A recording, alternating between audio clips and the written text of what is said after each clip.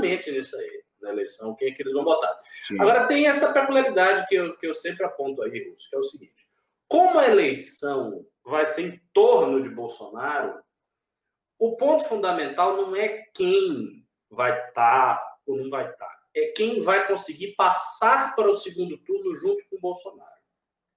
Bolsonaro não ir para o segundo turno é muito difícil, a não ser que a gente tenha 2 anos de uma tragédia sem tamanho. Se não for o caso, se ficar mais ou menos nesse marasmo, ele vai para o segundo turno. Com quase certeza ele vai, porque ele está com a caneta na mão, ele vai usar descaradamente tudo que ele tem direito, porque ele é um cara que não tem pudor para isso. Então, o dinheiro que ele tiver, ele vai socar em obra aí, fazer tudo, falar para agora aqui é a eleição, pau, pau, pau, pau, pau. Não vai ter pudor nenhum em relação a isso. Então, eu acho que ele tem grande chance de ir para o segundo turno. E assim, apesar de ele ter derretido na direita, ele ainda tem aí um voto ideológico, ainda tem uns 10, 12, 15% de voto ideológico para ele, entendeu? Para ele, não para os candidatos dele. Não estou falando dos candidatos dele, que é a transferência é outra coisa, mas para ele tem alguma coisa. Então, ele vai vir com esse voto mínimo um pouco, com voto de máquina, com voto de quem está com a caneta, então provavelmente ele vai ficar no segundo turno. E aí tem o Coringa. Quem vai para o segundo turno com o Bolsonaro? Essa é a grande pergunta. Eu estou travado? Acho que foi eu que travei. Você. Quem vai para o segundo turno? Quem for para o segundo turno com o Bolsonaro, tudo muda, porque o segundo turno não é mais aquela pessoa. Então pode ser um poste, pode ser a Marina Silva, pode ser o Haddad, pode ser quem for. A figura que estiver no segundo turno não importa tanto, porque ela vai ser uma figura de sombra, ela será uma figura de antagonismo a Bolsonaro. Então a questão não é a pessoa, é Bolsonaro sim, Bolsonaro não. Então tudo se centra em torno de Bolsonaro. E aí é que eu acho o grande risco e a grande chance da esquerda voltar, que é usar esses anos de desgoverno do Bolsonaro, como eles gostavam de falar, né? Desgoverno, de desgoverno de Bolsonaro, usar isso a seu favor e capturar um voto moderado, um voto, sabe? Um voto que não é de esquerda, mas que ia votar no cara porque, pô, Bolsonaro é maluco, vota nesse cara mesmo e tal. Eu não sei se o antipetismo, esse sentimento antipetista, será forte o suficiente para controlar isso aí. Talvez não seja. Eu já vi aqui várias pessoas pimbando neste celular, neste chat, e dizendo que prefeririam votar no PT a votar no Bolsonaro. Pessoas do nosso círculo, pessoas do nosso público já disseram isso aqui, principalmente na época que o MBL estava atacando muito o presidente. Então, se existe isso no MBL, imagine na sociedade, na grande sociedade. Será que o sentimento antipetista é tão forte a ponto das pessoas... Acho que não é mais. E esse é o risco. O verdadeiro risco aí. O voto do cara que acompanha o MBL é um voto bastante ideológico também. Pois é, e teve gente dizendo que preferiria o Lula. Então a gente vê que realmente pode ter uma virada aí. E aí eu começo a pensar no seguinte, se a gente for ver a economia, 30% das nossas, 33%, se não me engano, das nossas exportações vão para onde? Vão para a China, né? E o que tem a China? Tem um sujeito chamado Eduardo Bolsonaro, que tentou ser embaixador, que fica tretando com a China, né? A China é a única que conseguiu passar por cima nessa pandemia aí. Ou seja, o cenário econômico de 2021-22, ele pode estar muito, muito em torno do que acontece na China. Aqui, ó, Vitor Gabriel, desculpe lhe interromper, só para trazer aqui o exemplo na cara. Vitor Gabriel, PT e Bolsonaro, eu voto PT. Principalmente se a gente tiver um cenário assim. PT e Bolsonaro, eu nem saio de casa, ou seja, abstenção. Crescente, foi uma crescente nessa. Abstenção, voto PT. A situação é perigosa. Eu voto no Lula, mas não voto no bolso. Neide Macedo. Essas pessoas, elas não estão zoando. Elas estão fazendo kkk, elas estão sinceras. Tem umas pessoas que dizem, não voto, tal, sempre boas aqui. Henrique, PT, Bolsonaro. Moro presidente, PT e Bolsonaro, não vota em nenhum dos dois. Ou seja, anula voto, abstenção, não vai votar. É uma situação muito preocupante. Realmente a situação ideal seria o Moro ir com o Bolsonaro para o segundo turno, mas eu acho isso que para mim, isso está cada vez mais distante, o Moro está cada vez mais diminuto como líder político. Agora teve esse negócio da Odebrecht aí que você vai ler, que foi uma estupidez o que ele fez. Não, e você vai entendendo também, ô Ricardo, por que tinha uma galera do Bolsonaro querendo votar no Boulos. Porque o Boulos ganhando aqui seria sim uma forma de você Mas eu acho que não foi essa, viu? De esquerda, tem uma gestão de esquerda aqui fazendo merda em São Paulo, e é a possibilidade ideal de antagonizar ali o discurso com o PSOL, né, que seria o retorno da esquerda. Mas falou tudo. Por exemplo, o Bolsonaro não tem antagonista. Quem é o antagonista hoje do Bolsonaro? Me diga. O Dória. Dória não é. Ele não tem um antagonista de fraco, esquerda. O Lula saiu, mas ele não é mais antagonista. Não tem ninguém aí de esquerda, não tem nem a Manuela, nem a Manuela se elegeu para fazer. Mas eles também não estão fazendo, né?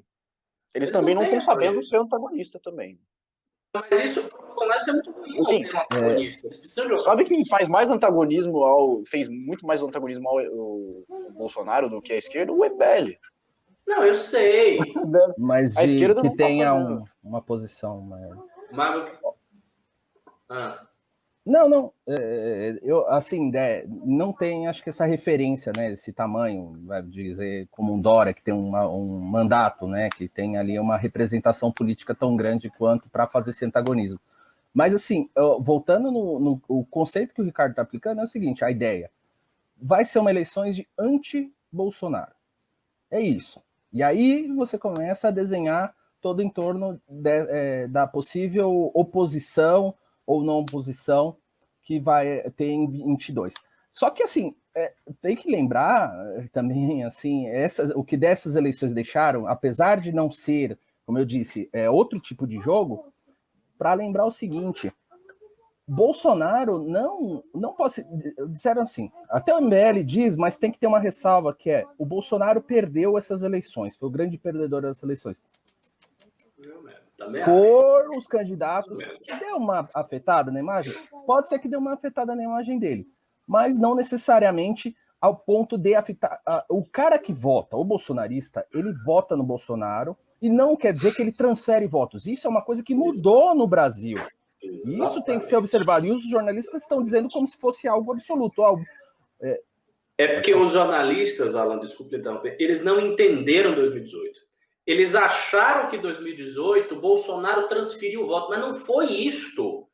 Bolsonaro fez uma eleição junta com os caras. Então os caras faziam material com o Bolsonaro. Não era impressionante, não era material de Daiane Pimentel, de Julian Lemos, de fulano. Não, era material de Bolsonaro, com ele, às vezes o cara até menor que Bolsonaro, e ele divulgava. Ou seja, esses caras que Bolsonaro elegeu, eles eram puxadores de voto de Bolsonaro. E aí o bolsonarista votava em Bolsonaro e votava no puxador de voto. Não tem mais isso, porque Bolsonaro já está eleito.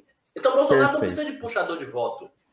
Então não aconteceu em 2018 uma transferência de voto. O que aconteceu foi, nós tivemos 50 e tantos deputados federais, não sei quantos estaduais, que eram puxadores de voto de Bolsonaro, que o bolsonarista elegeu porque viu os caras puxando voto para Bolsonaro. Isso é diferente de transferência.